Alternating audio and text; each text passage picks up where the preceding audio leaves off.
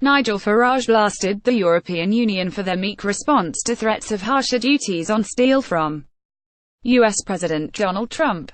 He also slammed the bloc for failing to support Mr. Trump's attempts to rein in Chinese, illicit trade practices, undermining US and EU sectors. Mr. Farage told Fox, joining Mr. Trump, "To be honest, the European Union is so in the grip of the big global businesses, arguing the globalist agenda, that they have kind of forgotten what national interest is all about."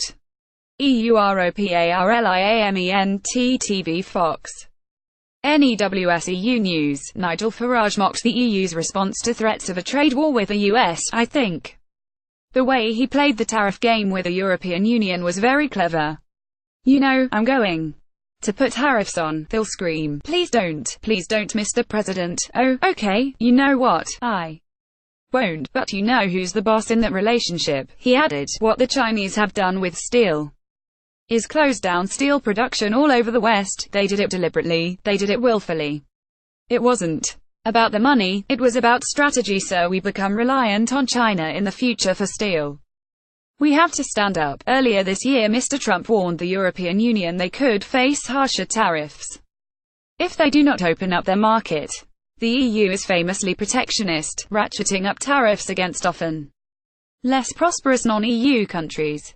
The European Union have kind of forgotten what national interest is all about. Nigel Farage, the US president. The US announced he would impose a 25% tariff on all steel imports and 10% on aluminium, which has raised concerns over a trade war and affected global financial markets.